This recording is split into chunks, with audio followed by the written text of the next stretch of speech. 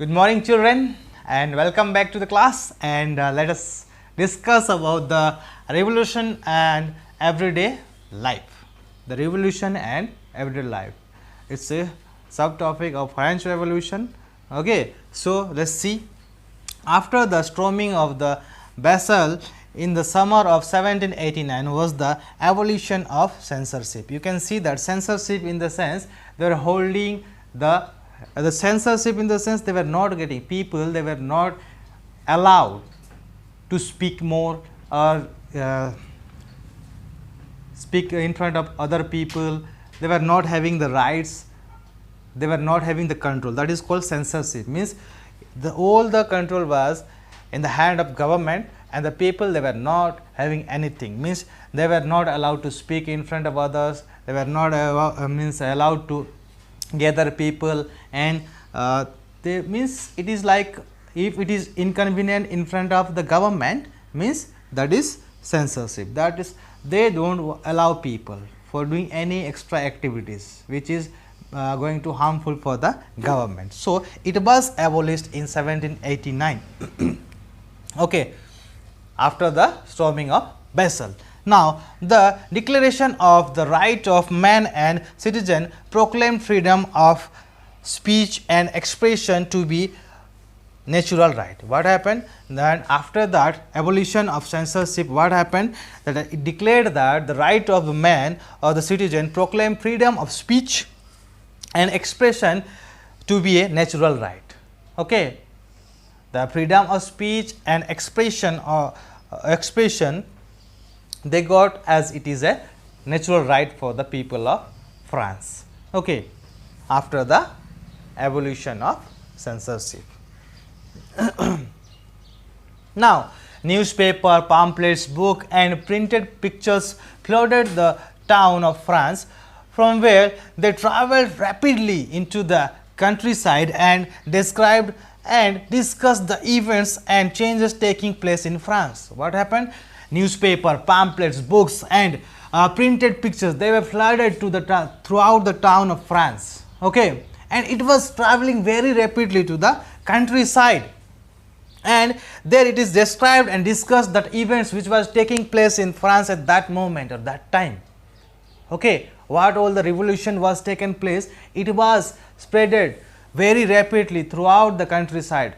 How? With the help of newspaper, pamphlets, books, then printed pictures and all. These things were helping people to knowing what going on in the France in that time. Now, plays, song and festive procession attract large number of people, which was one way they could grasp and identify which idea such as liberty or justice. Now, plays, songs and festive the procession that was attracting people in a large number, so that they will gather in one place and they will identify the ideas of the liberty and justice, where they can get the ideas, different ideas of liberty and justice.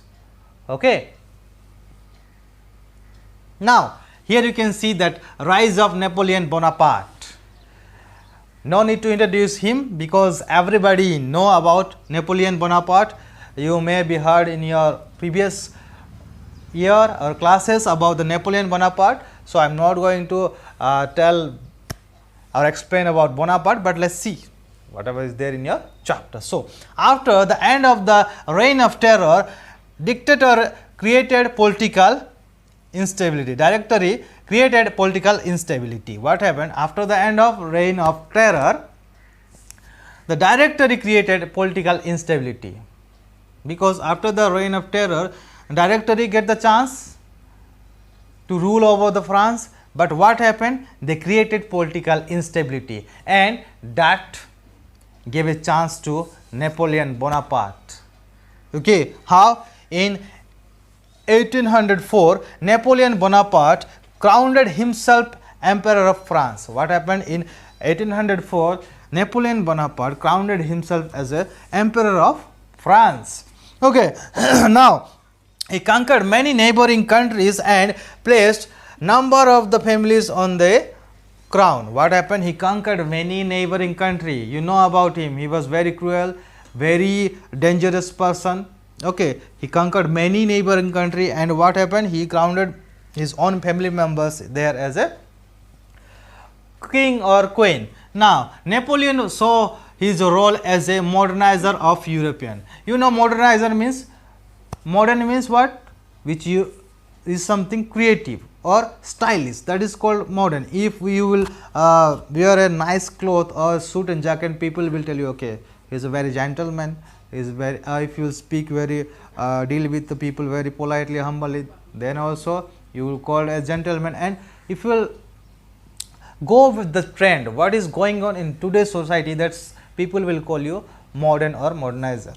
So, Napoleon Bonaparte saw his role as a modernizer of Europe. He was thinking that, okay, he can change the Europe and he can bring creativity, new things in Europe. So, he was thinking seeing himself as a modernizer of Europe. Now, he introduced many laws such as the protection of private property and a uniform system of weight and measures provided by the decimal system. What happened? He introduced many laws.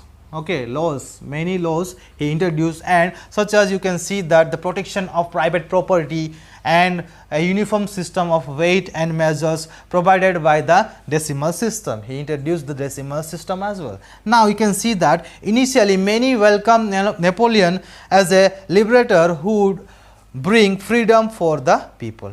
Many people welcome Napoleon as a liberator, okay, who can bring freedom for the people. Liberator means who will give you freedom, liberty. So, many people think that or see him as a liberator, but soon the Napoleonic armies came to be viewed everywhere as an invading force. Okay, invading means the people or the force or army, okay, they will enter into in a country, or they want control over the country, okay, or they want to attack. They are called as invading force. Okay, so very soon Napoleonic army, they came into view everywhere in the France, okay, and they were looks very invading force. Okay, he was finally defeated at Waterloo in 1815. Finally, Napoleon was defeated where? At Waterloo in 1815. Now, here we are going to say about legacy of the French Revolution. Legacy of the French Revolution. So, the ideas of liberty and democratic rights were the most important legacy of the French Revolution. Okay, what was that? The ideas of liberty and democratic rights. These were the most important legacy of the French Revolution, which people got from the French Revolution. Now, this spread from France to the rest of the Europe during the 19th century, where feudal systems were abolished. What happened? This means what? The legacy. What legacy? The liberty and democratic rights were spread from France to the rest of the Europe during the 19th century, okay, where the feudal system were abolished. Feudal system means, you know, that landowners or landlords, they were having lands and they were looking for the people, those who can be very loyal to them and they will work for their land and all. They call feudal system, and that was abolished in that time.